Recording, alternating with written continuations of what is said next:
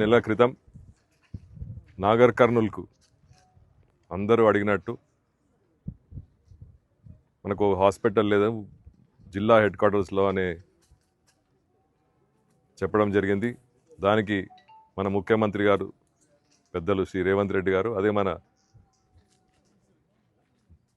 రాష్ట్ర జిల్లా medical and health మంత్రివర్యులు పెద్దలు దామోదర రాజసింహారావు కోరిక మేరకు గత కొద్ది నెలల క్రితం ఫౌండేషన్ వేసుకోవడం జరిగింది. చాలామంది అపోలో ఉన్నారు. ఈ ప్రభుత్వం వచ్చిన తర్వాత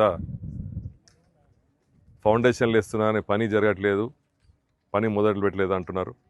ఇవాళ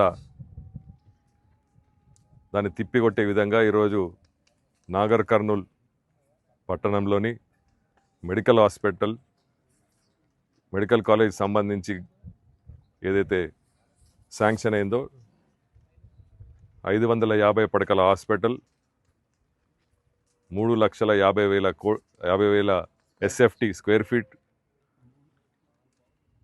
235 కోట్ల రూపాయలతో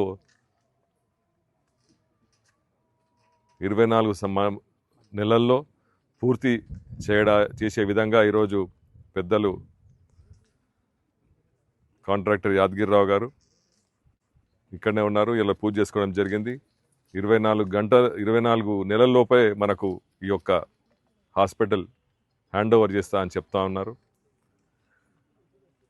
కాబట్టి మన నాగర్ కర్నూల్ పట్టణం మున్సిపాలిటీలో సంబంధించి మొన్ననే జూనియర్ కాలేజు, ఇవాళ హాస్పిటల్ భూమి పూజ, 55 కోట్లతో రోడ్లు డ్రైన్లు, 25 కోట్లతో STPలు, ఇవన్నీ కూడా పనులు జరుగుతున్నాయి. ఎవరు ఎన్ని చెప్పినా కూడా విద్యానికి ఎలా అయితే మనం ప్రాధాన్యత ఇస్తున్నామో ఆ విధంగా పనిచేస్తున్నాం.